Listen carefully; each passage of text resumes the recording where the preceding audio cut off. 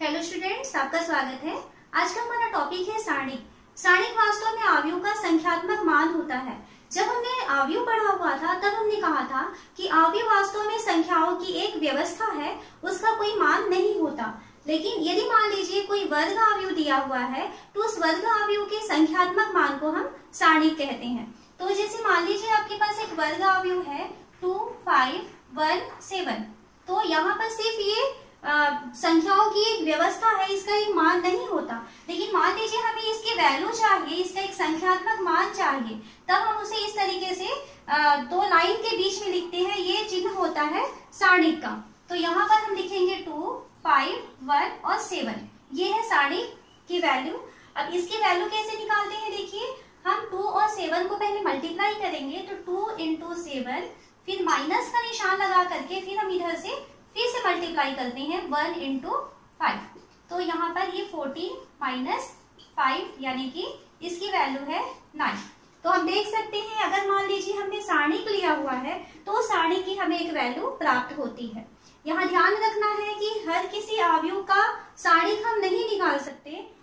ऐसा आव्यूह जो वर्गात्मक होता है हम केवल उसी की वैल्यू को निकाल सकते हैं। और सारणिक को हम इस तरीके से ए ऐसा लिख सकते हैं, अगर मान लीजिए सारणिक ए लिखना है, या फिर इसको डिटरमिनेंट ए ऐसा लिख सकते हैं, या तो हम इस तरीके से इसको प्रदर्शित करते हैं। अब हम देखते हैं कि सारणिक की वैल्यू किस तरीके से निकाली जाती है। आपके पास एक वर्ग सारणिक दिया हुआ है, जैसे मान लीजिए 1, 3, 1, 5 एक सारणिक है। हमें इसकी वैल्यू चाहिए, तो हमें इसकी वैल्यू कैसे निकालना है, तो हम क्या करते हैं, यहाँ पर पहले इन दोनों का मल्टीप्लाई करेंगे, फिर माइनस का निशान लगा के फिर इन दोनों का मल्टीप्लाई करते हैं। तो देखते हैं 1 × 5, फिर माइनस का निशान लगाएंगे, फिर 1 × 3। तो यहाँ 5 - 3 यानी कि इस सारणी की वैल्यू हमको 2 मिल गया।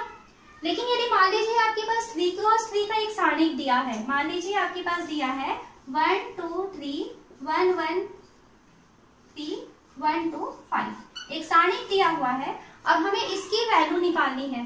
तो ध्यान रखेंगे जब भी आपको 3 × 3 का सारणिक दिया हुआ है तब आप इसमें किसी भी पंक्ति या किसी भी स्तंभ के अनुदिश उसका प्रसार कर सकते हैं। जैसे मान लीजिए हम पहले स्तंभ के अनुसार इसका प्रसार करना चाहते हैं, तो क्या करना होता है, जैसे इसका पहला एलिमेंट है 1, तो हम लिखते हैं -1 की पावर 1 + 1, क्योंकि इसकी पोजीशन 1, 1 है ना। तो -1 की पावर 1 + 1, फिर उसके बाद इस एलिमेंट को लिखते हैं 1, और इस एलिमेंट को छोड़ने के बाद इस रो और इस कॉलम को हम छोड़ेंगे, और उसको छोड़ने के बाद आपको 2 × 2 का जो सारणिक प्राप्त होता है, तो हमको मिल रहा है 1, 3, 2, 5। तो यहाँ लिखेंगे 1, 3, 2, 5। ये फर्स्ट एलिमेंट कंप्लीट हुआ। क्योंकि हम कॉलम के अनुसार जाना चाहते हैं तो हमारे पास सेकंड एलिमेंट आ रहा है ये 1। अब इसकी पोजीशन देखते हैं, क्योंकि ये सेकंड रो का फर्स्ट कॉलम है, इसकी पोजीशन 2, 1 है। तो हम यहाँ पे प्लस का निशान लगाएंगे, -1 की पावर 2 + 1 एलिमेंट को लिखेंगे, एलिमेंट है 1। अब इस एलिमेंट के लिए इसके रो और इस कॉलम को छोड़ देंगे, बाकी के जो एलिमेंट्स बच रहे हैं 2, 3, 2, 5, तो इसकी सारणिक में वैल्यू लिखेंगे 2, 3, 2, 5। सेकेंड कंप्लीट हो गया। फिर से प्लस का निशान लगाते हैं। अब हम जाते हैं थर्ड एलिमेंट के पास। थर्ड एलिमेंट की पोजीशन है थर्ड रो का फर्स्ट कॉलम। तो थर्ड रो का फर्स्ट कॉलम है, तो हम यहाँ लिखेंगे -1 की पावर थर्ड रो का फर्स्ट कॉलम यानी 3 + 1 एलिमेंट है 1, तो हम यहाँ पर 1 लिखे, और उसके बाद इस रो और कॉलम को छोड़ने के बाद जो एलिमेंट्स बचते हैं 2, 3, 1, 3, तो यहाँ लिखेंगे उसमें सारणिक में 2, 3, 1, 3। तो हम क्या किए हैं, यहाँ पर इस पहले स्तंभ के अनुसार इसका प्रसार किए हुए हैं। हम चाहे तो दूसरे स्तंभ के अनुसार भी प्रसार कर सकते हैं, या किसी भी पंक्ति के अनुसार भी हम इसका प्रसार कर सकते हैं। हमेशा उसकी वैल्यू सेम आती है। अब देखते हैं इसे सॉल्व करके। तो हम जानते हैं कि अगर माइनस की घात किसी भी ऋण संख्या में यदि घात सम आ जाए तब उसका मान धन हो जाता है। तो यहाँ पर देखिए माइनस की घात में 2 आएगा, तो 2 सम संख्या है इसलिए प्लस साइन बना दिया। ओके, तो ये प्लस साइन बनाया, सामने है 1। अब हम इसकी वैल्यू निकालते हैं। तो यहाँ देखिए हम 2 × 2 सारणी की वैल्यू निकालना सीख चुके हैं। तो हमें क्या करना है, 1 और 5 का मल्टीप्लाई करेंगे और माइनस का निशान लगा करके 2 और 3 का मल्टीप्लाई करेंगे, 2 इंटू 3। ये फर्स्ट कंप्लीट हो गया। फिर सेकेंड के पास चले तो सेकेंड में -1 की पावर 3 आया हुआ है, तो 3 विषम संख्या है, तो माइनस की पावर यदि विषम संख्या होता है तो उसकी वैल्यू माइनस हो जाती है। तो ये माइनस साइन दिया, ये माइनस इस प्लस के साथ मल्टीप्लाई होकर के माइनस बना दिया। फिर सामने एलिमेंट है 1। अब इसमें इस सारणी के वैल्यू निकालते हैं। ये 2 क्रॉस 2 का सारणी है, तो 2 इंटू 5 माइनस का निशान लगा के 2 इंटू 3, ये सेकंड का हो गया। फिर उसके बाद फिर हम आगे चले तो यहाँ देखिए -1 की पावर 3 + 1 यानी कि 4, यानी कि हमको सम संख्या मिला है, तो ये प्लस साइन बनाया, तो प्लस सामने है 1 और ब्रैकेट के अंदर 2 इंटू 3 -1 इंटू 3। इस तरीके से हम इसकी वैल्यू को फाइंड कर रहे हैं। तो अंदर देखिए ये क्या हो रहा है, 5 - 6 माइनस यहाँ सेकेंड ब्रैकेट में 10 - 6 और प्लस थर्ड ब्रैकेट में आते हैं तो 6 - 3, 6 - 3। ओके, तो ये हो गया -1 माइनस यहाँ से ये 4 आ गया और +3, तो -5 + 3, यानी हम कह सकते हैं इस सारणी की वैल्यू जो है वो -2 है। तो सारणी अगर 2 क्रॉस 2 का सारणी है तो हम इस तरीके से उसकी वैल्यू सॉल्व करते हैं। 3 क्रॉस 3 का सारणी है तो ध्यान रखना है कोई भी पंक्ति या किसी भी स्तंभ के अनुसार आप उसको इस तरीके से प्रसार करके उसकी वैल्यू को निकाल सकते हैं। यहाँ पर एक चीज और ध्यान देना है, यदि 1 क्रॉस 1 का आपको एक सारणी दिया हुआ है, जैसे मान लीजिए हमको कहता है एक सारणी ए है जिसकी वैल्यू मान लीजिए -5 है, तो ये हालांकि हमें ऐसा लग रहा है कि मॉड के अंदर में -5 है, लेकिन क्योंकि ये सारणी दिया हुआ है तब हम इसको -5 ही लिखें। अब हम सारणी के उप सारणी और उसके सहखंडस देखते हैं। जैसे मान लीजिए आपके पास एक सारणी दिया हुआ है जिसके एलिमेंट्स हैं A11, A12, A21 and A22। एक सारणी है 2 क्रॉस 2 का, हमको इसके उप सारणी चाहिए। तो उप सारणी का मतलब होता है कि आप जैसे फर्स्ट एलिमेंट है A11, तो पहला उप सारणी जो है M11 इक्वल टू हो जाएगा फर्स्ट रो और फर्स्ट कॉलम को हम छोड़ देते हैं, तो बाकी जो एलिमेंट बचता है उसे हम कहेंगे उसका उप सारणी। तो इसकी वैल्यू हो जाएगा A22। इसकी वैल्यू हुई, हमको इसके लिए उप सारणी चाहिए तो सेकंड है M12, तो M12 की वैल्यू हो जाएगी, देखिए यहाँ पे इस कॉलम को छोड़ेंगे और इस रो को छोड़ देंगे तो हमारे पास एलिमेंट बच रहा है A21, इसे हमें सारणी के अंदर लिखना होता है। उसी तरीके से M21, तो 21 मतलब सेकेंड रो का फर्स्ट कॉलम, तो इसके लिए हमें उप सारणी चाहिए, तो ये रो छूट जाएगा और ये कॉलम छूट जाएगा, एलिमेंट बच रहा है A12, इसे सारणी के अंदर रखना है। और M22 की वैल्यू, तो 22 वाला एलिमेंट छूट जाएगा और ये रो और ये कॉलम छूटने के बाद में हमारे पास सारणी की वैल्यू आ रही है A11, तो ये 2 क्रॉस 2 के सारणी का ये उप सारणी हुआ। अब इसमें हमें सहखंड निकालना है, तो देखिए सहखंड क्या होता है, तो सहखंड को हम कैपिटल A से शो करते हैं। तो फर्स्ट एलिमेंट आपके पास इसमें क्योंकि 4 एलिमेंट हैं तो 4 सहखंड बनेंगे, A11, A12, A21 and A22। First है A11, A11 की वैल्यू क्या होती है, इक्वल टू हम लिखेंगे -1 की पावर 1 + 1। ये जो I और J की वैल्यू है, रो एंड कॉलम की वैल्यू है, वो माइनस के ऊपर में उन दोनों को प्लस लगा देते हैं ना, -1 के ऊपर में दोनों को जोड़ दिया जाता है। फिर उसके बाद 1 एलिमेंट को छोड़ने के बाद बाकी जो वैल्यू बचती है या मान सकते हैं उसको उप सारणी, है ना। तो 1 एलिमेंट को छोड़ने के बाद हमारे पास कौन सा एलिमेंट बचता है, A22, तो यहाँ पर लिखेंगे A22। तो ये है A11 की वैल्यू। A12 की वैल्यू चाहिए तो -1 की पावर 1 + 2, ये दोनों ऊपर में प्लस में आ जाएंगे। अब 1-2 एलिमेंट को छोड़ने के बाद देखिए यहाँ पे 1-2 एलिमेंट छूट गया, ये रो छूट जाएगा और ये कॉलम छूट जाएगा, तो हमारे पास एलिमेंट बच रहा है A21, यहाँ पे A21 लिख लिए।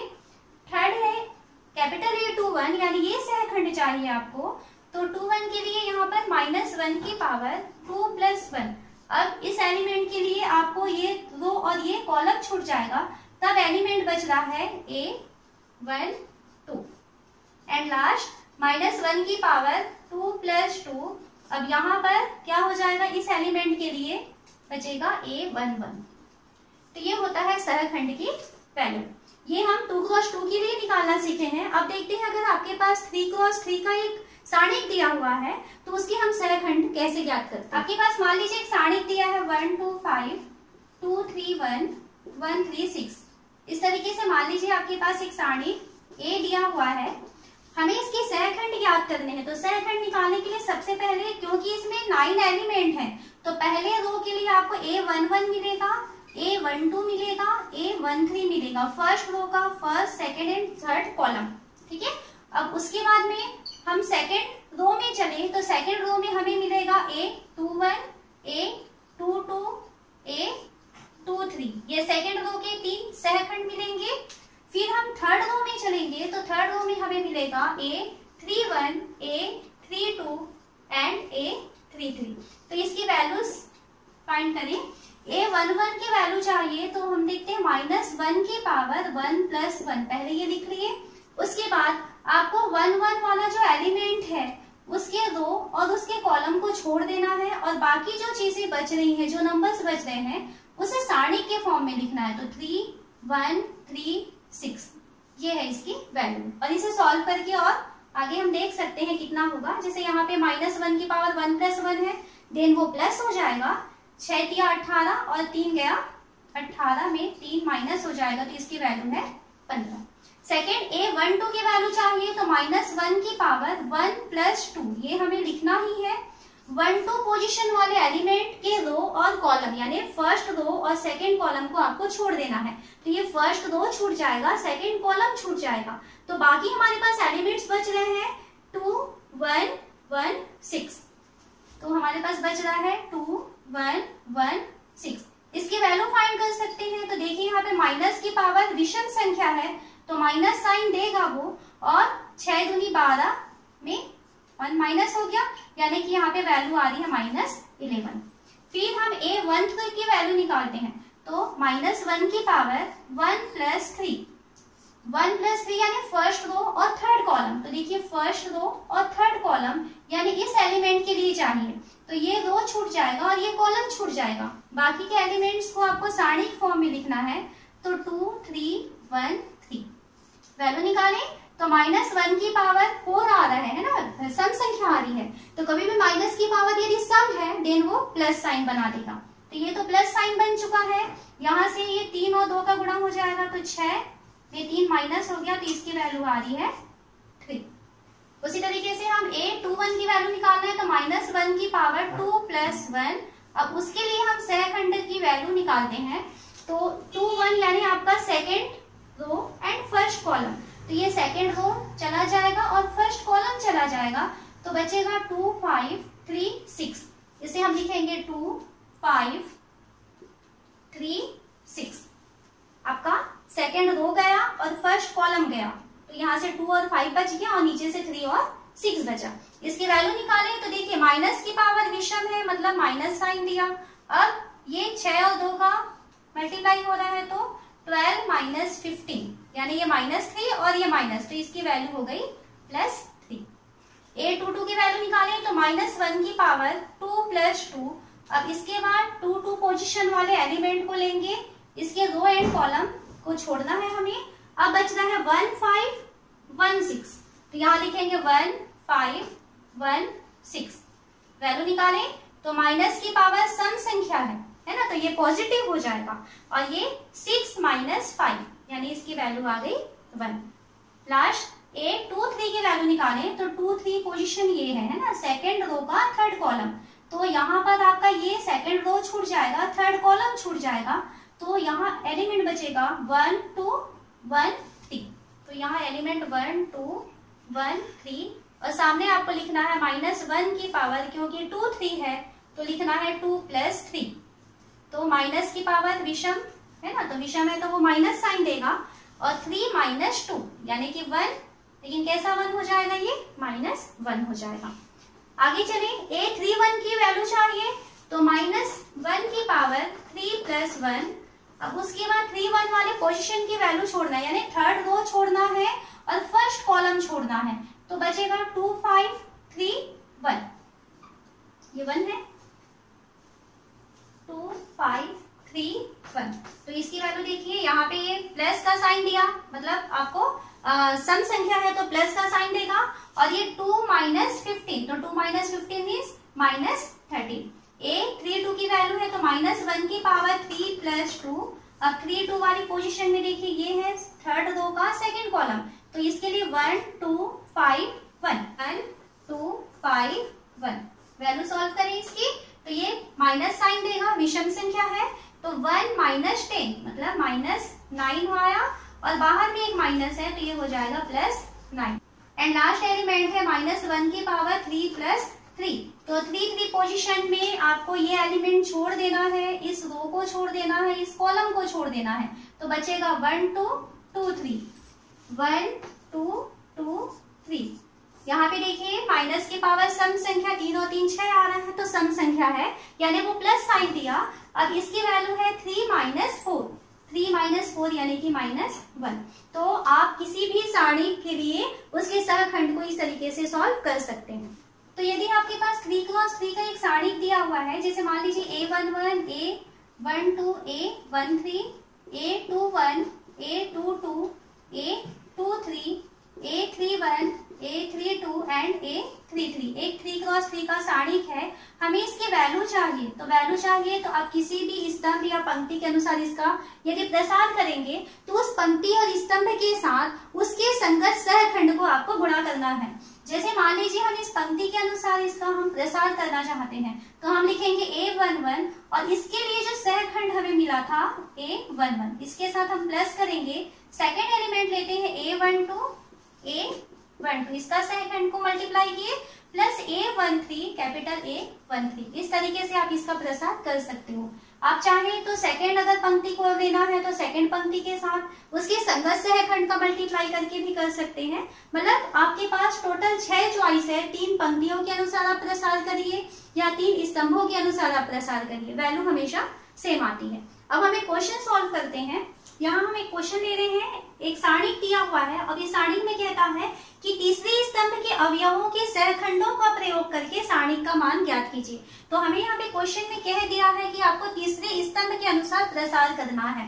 तो तीसरे स्तंभ के अनुसार यदि हम प्रसार करना चाहते हैं तो देखिए इसके एलिमेंट्स है, ये 1 3 है, ये 2 3 है और ये 3 3 है। तो जब हम इसका प्रसार करेंगे तो हम लिखेंगे A13 कैपिटल A13 है ना, इसका जो सहखंड होगा 1 3 हो जाएगा, plus A23 capital A23 plus A33 capital A33, क्योंकि हमको क्वेश्चन में कहा था कि आपको तीसरे स्तंभ का यूज करना है। तो तीसरे स्तंभ में ये फर्स्ट रो का थर्ड कॉलम था तो 1 3 है, ये सेकेंड रो का थर्ड कॉलम है तो 2 3 है, और ये थर्ड रो का थर्ड कॉलम है देन ये 3 3 है।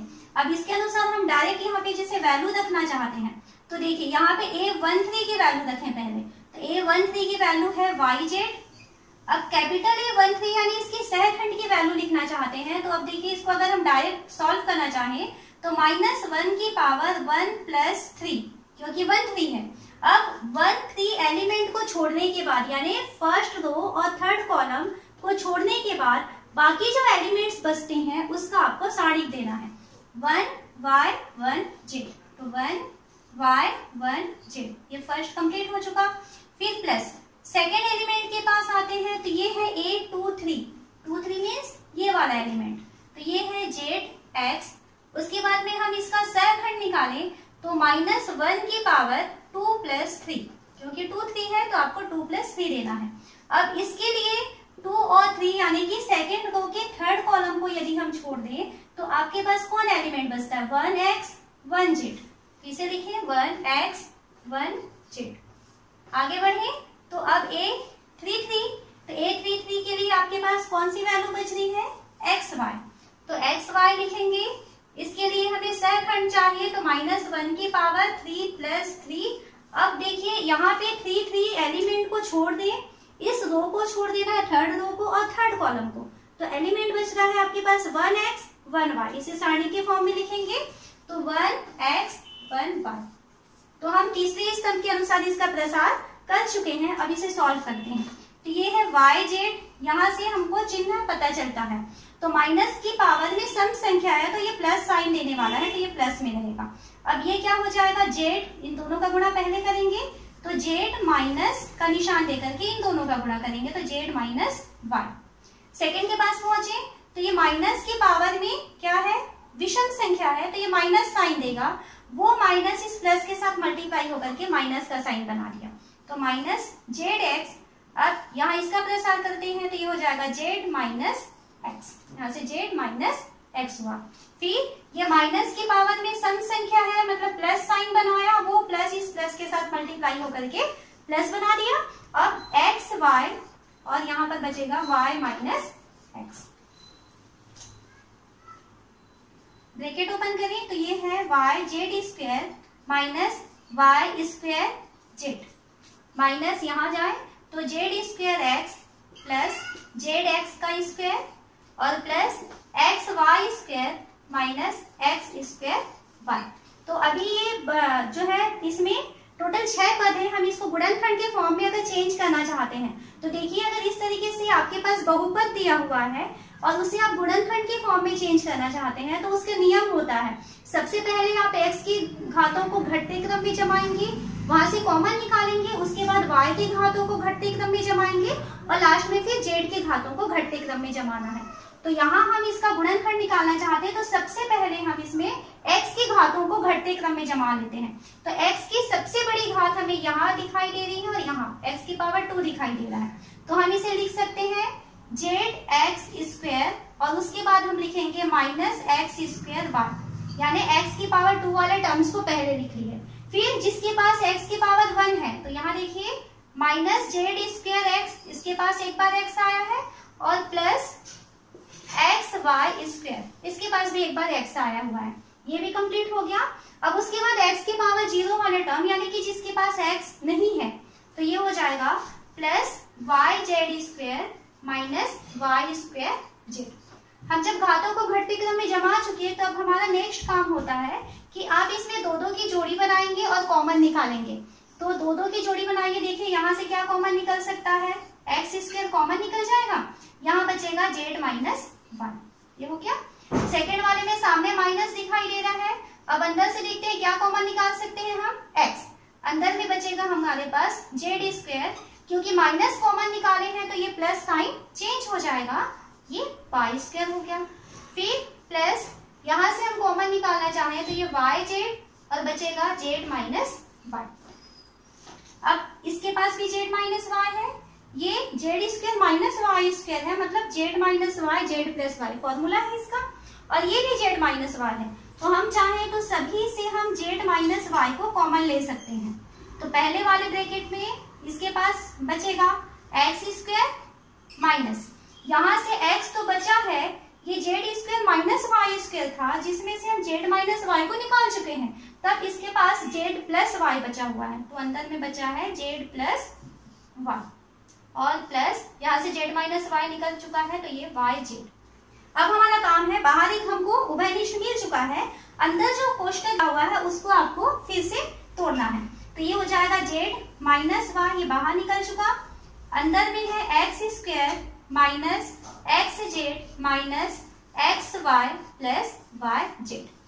यहाँ तक कंप्लीट हुआ। अब हम क्या करेंगे, पहली बार में हम x की घातों को घटते क्रम में जमाए थे, अब आपके पास कोष्टक के अंदर जो संख्याएं बची हुई है, जो पद बचे हुए हैं, उसमें आपको y की घातों को घटते क्रम में जमाना है। तो इक्वल टू यहाँ पर z माइनस वाई बाहर निकला हुआ है, अंदर के पदों को हम y के घातों को घटते क्रम में जमाना चाहते हैं, तो देखिए यहाँ पे y कुछ नहीं है, मतलब y की घात 0 है, यहाँ पे y नहीं है, मतलब y की घात 0 है, यहाँ पर y की घात 1 आया है और यहाँ पर भी y की घात 1 आया है, तो हमें लिखना है minus x y plus y z. जिसके पास एक बार y आया है उसे हम पहले लिख लेते हैं, फिर बिना y वाले पद यानी plus x square minus x Z, इसको हम लिखते हैं। अब फिर से वही आपको दो की जोड़ी बनाना है इसमें, तो अब ये हो गया जेड माइनस वाई। पहली जोड़ी से हम क्या कॉमन निकाल सकते हैं, तो पहली जोड़ी से हम y कॉमन निकाल सकते हैं, और माइनस का साइन है तो आप सामने में माइनस लगा देंगे, तो माइनस वाई कॉमन निकाल लिए तो ये बच गया x, क्योंकि माइनस कॉमन निकाले हैं तो साइन चेंज हो जाएगा, x माइनस जेड। सेकेंड वाले पेयर से हम क्या निकाल सकते हैं, x, तो आपके पास बचेगा x माइनस जेड। अब ब्रैकेट के अंदर हम देख रहे हैं दोनों ही के पास x माइनस जेड आया हुआ है, तो x माइनस जेड हम दोनों से फिर कॉमन निकाल लें, तो z माइनस वाई पहले से बाहर में है, x माइनस जेड हम अभी निकाल रहे हैं। अब हमारे पास बच रहा है माइनस वाई प्लस एक्स, या जिसको हम लिखते हैं x माइनस वाई, इस तरीके से लिख रही है। अब देखिए जब इस टाइप के क्वेश्चन आते हैं तो हमेशा लास्ट में जो है आपको इसको चक्रीय क्रम में लिखना होता है। चक्रीय क्रम मतलब x के बाद y, y के बाद z और z के बाद वापस x। तो हम इसको चक्रीय क्रम में अगर जमाना चाहते हैं तो x के बाद y आना चाहिए, तो इसको हम पहले लिखेंगे, तो x माइनस वाई को पहले लिख लेते हैं। फिर y के बाद z आना चाहिए, लेकिन हमें क्या मिला है, z के बाद y मिला है ना, तो इसको हम y माइनस z लिख तो सकते हैं, लेकिन आपको एक माइनस यहाँ से कॉमन निकालना होगा, क्योंकि बीच में अगर माइनस का साइन है और आप वो संख्याओं को बदलना चाहते हैं तो आपको एक माइनस बाहर निकालेंगे, तो एक माइनस है हमारे पास, तो हमने इसको y माइनस जेड लिख लिया।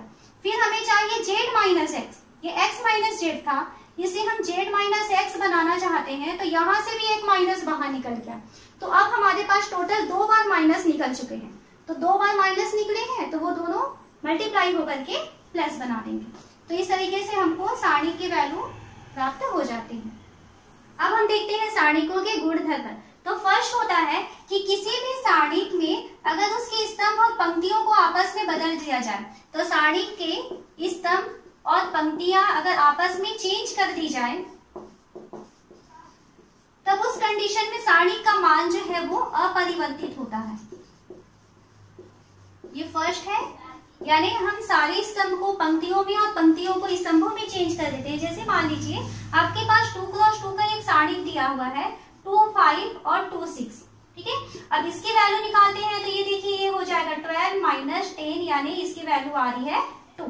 अगर हम इसी को बदल दें, जो रो है उसको कॉलम बना दें, यानी ऐसा लिखें इसको 2, 5 और 2, 6, है ना। सेकंड रो में 2, 6 था, उसको हम सेकंड कॉलम बना दिए। अब हम इसकी वैल्यू निकालना चाहते हैं, तब इसकी वैल्यू देखिए क्या हो जाएगा, ये 6 इंटू 2 12 माइनस 5 इंटू 2 10, तब हमको इसकी वैल्यू भी 2 ही मिल रही है।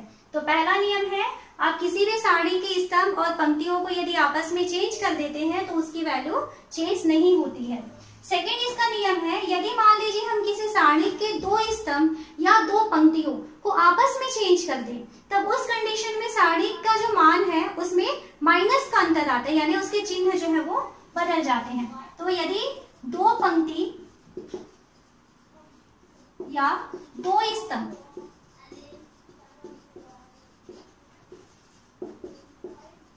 आपस में बदल दिए जाएं,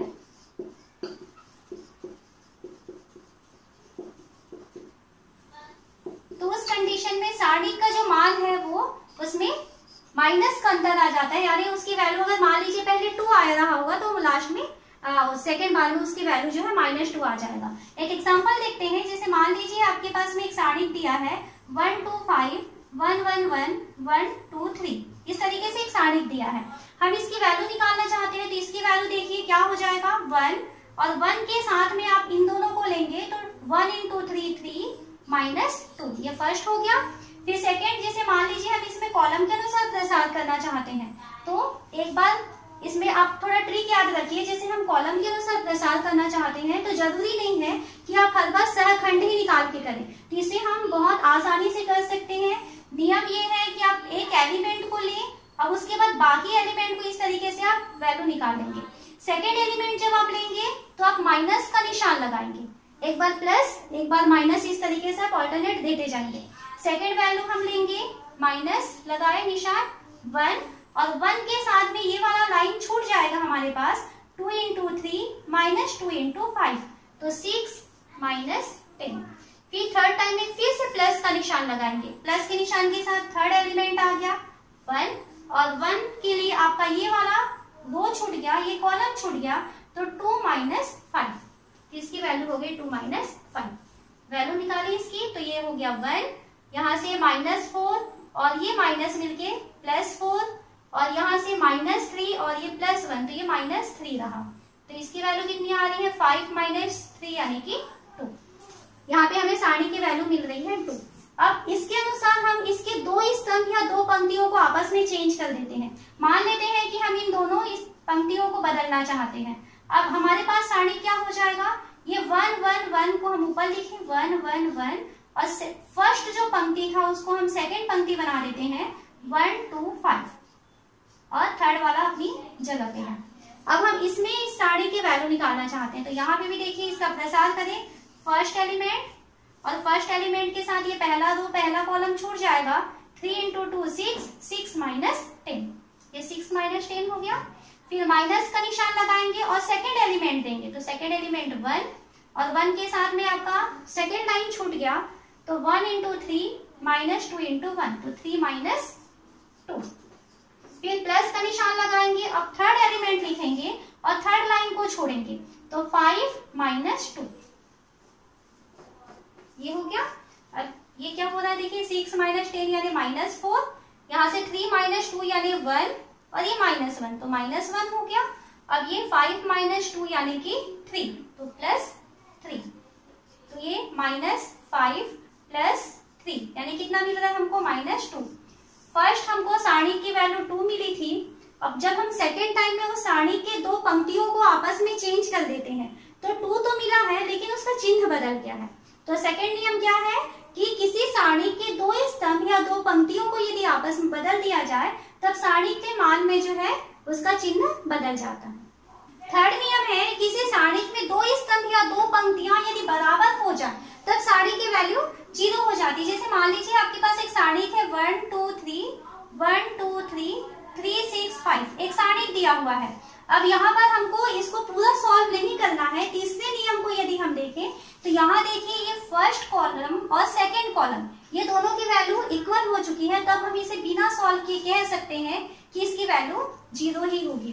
तो सारणी में देखना है अगर दो पंक्तियां बराबर दिख जाती हैं या उसके दो स्तंभ आपस में बराबर दिख जाते हैं तब उसकी वैल्यू 0 हो जाएगी। फोर्थ नियम है यदि किसी पंक्ति या स्तंभ के सभी अवयव 0 हो जाए तब उस कंडीशन में सारणी का मान 0 होता है। जैसे अगर मान लीजिए यहाँ पे 0 0 0 2 3 5 1 7 9, मान लीजिए इस तरीके से कोई एक सारणी दिया है, तब हम कह सकते हैं कि इस सारणी में निश्चित ही इसका मान 0 होगा क्योंकि इसकी एक स्तंभ जो है उसके सारे एलिमेंट्स 0 आ रहे हैं। फिफ्थ नियम है यदि आपके पास एक सारणी दिया है जैसे मान लीजिए A B C D E F G H I, किसी सारणी के एक स्तंभ या एक पंक्ति में अगर मान लीजिए हम एक अचर संख्या का गुणा कर देते हैं, आपके पास एक सारणी दिया हुआ है, इसके किसी एक पंक्ति में मान लीजिए हम एक अचर संख्या k का मल्टीप्लाई कर दें, तो ये KA KB और KC, तो इस तरीके से यदि हम मल्टीप्लाई करते हैं तो उसकी जो वैल्यू होगी वो उस सारणी की वैल्यू के साथ k का गुणा के फॉर्म में आता है, यानी इस सारणी की जो स्टार्टिंग वैल्यू होगी उस वैल्यू के साथ k का गुणा हो जाता है, जिसके एक स्तंभ या एक पंक्ति दो अवयवों के योगफल या अंतर के फॉर्म में। जैसे हमारे पास एक सारणी हम देख रहे हैं जिसकी पहली पंक्ति है a + λ1 b + λ2 और c + λ3। अब इसके बाकी एलिमेंट्स मान लीजिए d e f g h और i है। तो इस तरीके से आपको एक सारणी दिया है तब हम इसे लिख सकते हैं कि यहाँ पे आप फर्स्ट एलिमेंट के साथ सारणी को कंप्लीट करेंगे, यानी a b c d e f g h i, first element के साथ आप सारणी को कंप्लीट करेंगे और प्लस का साइन दे करके इसके जो सेकेंड एलिमेंट है यानी λ1 λ2 λ3 इसके साथ भी आपको सारणी को कंप्लीट। से मान लीजिए आपके पास एक सारणी दिया हुआ है a b c d e f g h i, एक सारणी दिया हुआ है। अगला नियम कहता है कि अगर हम किसी पंक्ति या स्तंभ के साथ बाकी दूसरी पंक्ति या स्तंभ को एक अचर के साथ गुणा करके जोड़ दें या घटा दें और नई पंक्ति हम प्राप्त करते हैं तो उस कंडीशन में सारणी के मान में कोई परिवर्तन नहीं होता। जैसे मान लीजिए हम इस पंक्ति को चेंज करना चाहते हैं, कैसे चेंज करना चाहते हैं, हम सेकंड के साथ मान लीजिए m का गुणा करना चाहें और थर्ड के साथ n का गुणा करके इसमें जोड़ना चाहते हैं, तब हमारे पास में देखिए फर्स्ट में आ रहा है a, हम सेकंड पंक्ति में m का मल्टीप्लाई करके इसमें जोड़ना चाहते हैं तो +md और थर्ड के साथ n का गुणा करेंगे और जोड़ेंगे तो +ng। ऐसा हमने फर्स्ट एलिमेंट को चेंज किया। सेकंड के लिए भी b था, इसमें +me, यहाँ पे हम m का मल्टीप्लाई कर रहे हैं +nh, ये सेकंड एलिमेंट हो गया। और थर्ड एलिमेंट हमारे पास है सी, हम इसके साथ m का मल्टीप्लाई कर रहे हैं तो प्लस mf प्लस ni, और बाकी जो सारणी के वैल्यू है d e f g h i, बाकी एलिमेंट्स अगर सेम है तो इस तरीके से हम एक अगर नया सारणिक बनाते हैं जिसकी पंक्ति को हमने बदल दिया है, तब भी इस कंडीशन में भी सारणिक के मान में कोई बदलाव नहीं होता है। ये इसका मान भी जो स्टार्टिंग में आपको सारणिक दिया हुआ था उसी के बराबर रहेगा।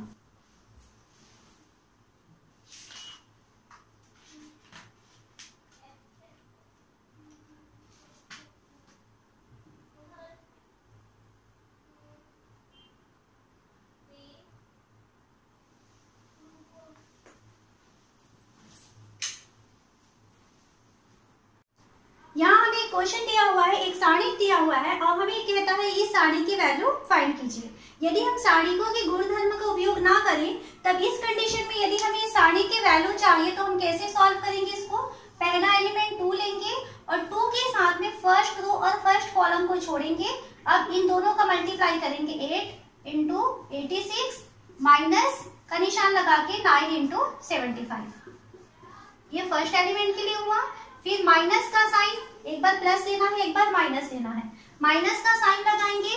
अब हम सेकंड एलिमेंट लेते हैं तो सेकंड एलिमेंट है 7 और 7 के लिए आप सेकंड कॉलम और सेकंड रो को छोड़ेंगे तो 3 इंटू 86, ये हो जाएगा 3 इंटू 86 और माइनस का साइन लगाएंगे और 5 इंटू 75, ये सेकंड हो गया। एंड थर्ड एलिमेंट के लिए आपके पास में है 65 तो 65 फिर से प्लस लगा के लिखिए। अब यहाँ पर थर्ड कॉलम छूट जाएगा 3 इंटू 9 माइनस 5 इंटू 8।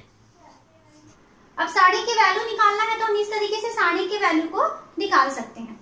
प्रॉब्लम क्या होगी यहाँ पे, तो देखिए यहाँ पे जो संख्याएं हैं वो बहुत बड़ी संख्याएं हैं और बहुत बड़ी संख्याओं के लिए आप जब इनका कैलकुलेशन करेंगे तब यहाँ पे आपके बहुत लेंथी कैलकुलेशन होगा और गलती होने के चांसेस रहेंगे।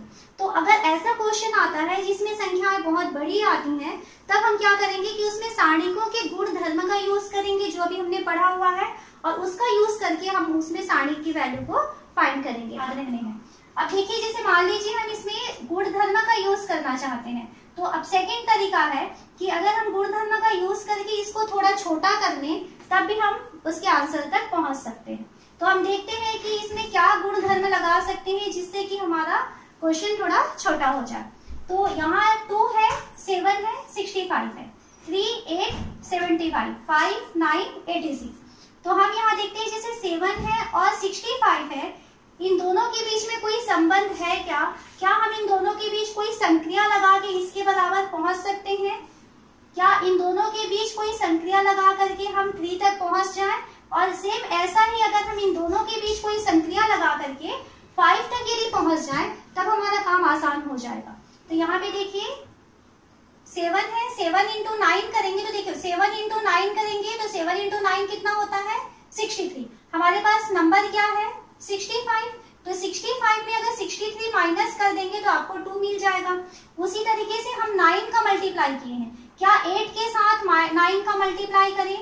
तो देखो 8 के साथ यदि 9 का मल्टीप्लाई करते हैं तो ये हमको मिल रहा है 72।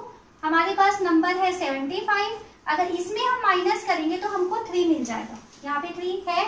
और थर्ड वैसे ही हमारे पास एलिमेंट है 9, अगर 9 के साथ 9 का मल्टीप्लाई कर दिया जाए देन हमको 81 मिलने वाला है। अब यहाँ हमारे पास नंबर है 86, तो 86 में यदि हम 81 माइनस करेंगे तो हमको मिल जाएगा 5 और ये नंबर हमारे पास 5 है। तो अगर हम ऐसा संक्रिया यहाँ लगा लें तब हमारे पास जो नंबर्स है 2 3 और 5 ये फर्स्ट कॉलम के एलिमेंट्स के अनुसार या उसके जैसे बन जाएंगे। अब हमारे पास फिर हम एक गुणधर्म पढ़े हैं कि किसी भी सारणिक में अगर 2 पंक्ति या 2 स्तंभ बराबर है तो उसकी वैल्यू 0 हो जाएगी।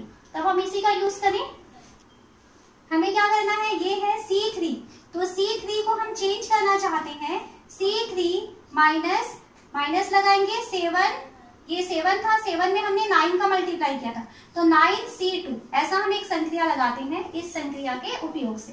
तो अगर ये संक्रिया लगाते हैं तो क्या हो जाएगा, आपका सिर्फ C3 चेंज होगा, C1 और C2 सेम रहेगा।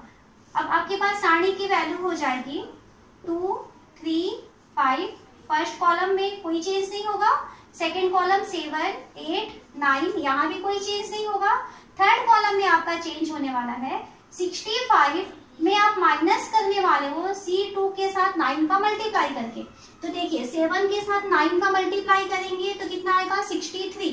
अब उसको 65 में माइनस कर देंगे तो ये हो जाएगा 2।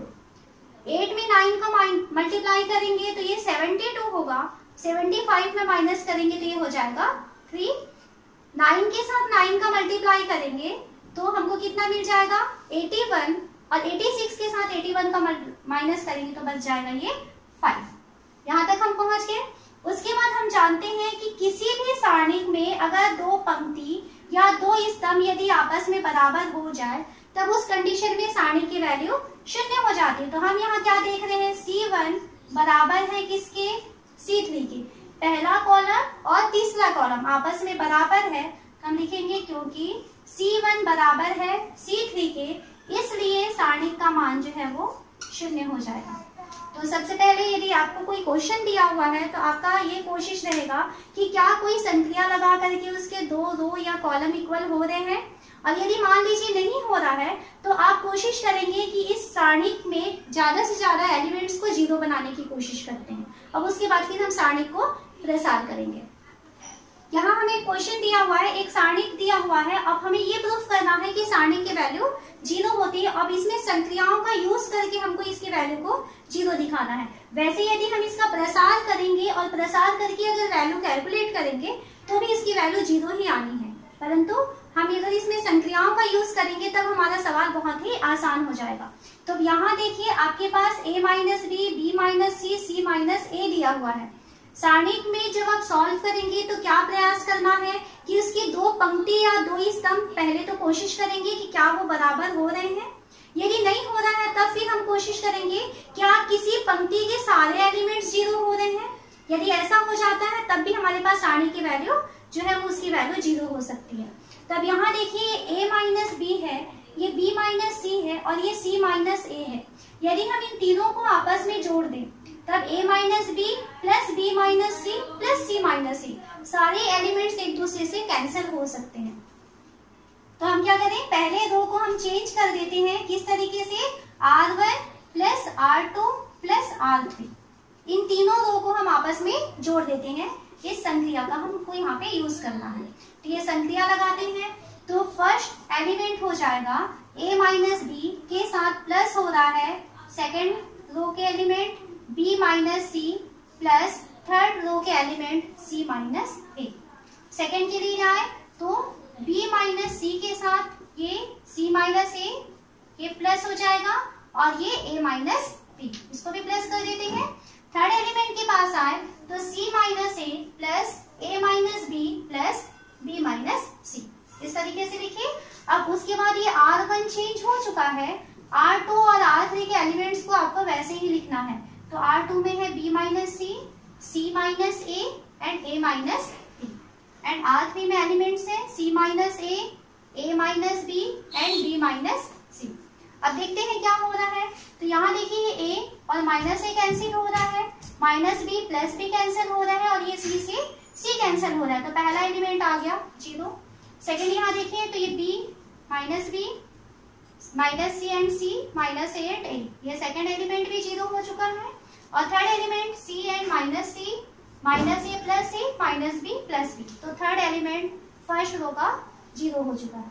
बाकी एलिमेंट्स हम लिखें b minus C, c minus A और सेकेंड है c minus A, a minus B and third है a minus B, b minus C. तो ये है आपके पास डिटेल। अब हम यहाँ क्या देख रहे हैं कि एक पंक्ति पूरी तरीके से शून्य बन चुकी है, उसके सारे एलिमेंट्स 0 हो चुके हैं। तो हम जानते हैं कि किसी भी सारणिक में अगर कोई एक पंक्ति या एक स्तंभ शून्य हो जाता है तब उसमें सारणी की वैल्यू 0 होती है, इसलिए यहाँ पर सारणी की वैल्यू 0 होगी। यहाँ हमें कारण लिखना है क्योंकि r1 के सारे एलिमेंट आपको 0 मिल रहे हैं, इसलिए सारणी का मान 0 होगा। अब इसी क्वेश्चन को जैसे मान लीजिए आपको बिना संक्रिया के सॉल्व करना रहता, तब आप देख सकते हैं अगर हम बिना संक्रिया के इसे सॉल्व करेंगे तब ये कितना लेंथी हो जाएगा। फर्स्ट एलिमेंट को लेंगे, फिर बाकी इसके लिए आप इसके सहखंड को मल्टीप्लाई करोगे, फिर सेकेंड एलिमेंट लेकर के उसके सहखंड को मल्टीप्लाई करोगे, फिर थर्ड एलिमेंट लेकर के उस थर्ड एलिमेंट के सहखंड को आपको मल्टीप्लाई करके लिखना होता है। तब उस कंडीशन में जो है ये प्रोसेस बहुत ही ज्यादा लेंथी होता है। तो हमें कभी भी जब सारणी की वैल्यू निकालना है तब आपको संक्रियाओं को यूज करना है और बहुत आसानी से उसकी वैल्यू को निकाल सकते हैं।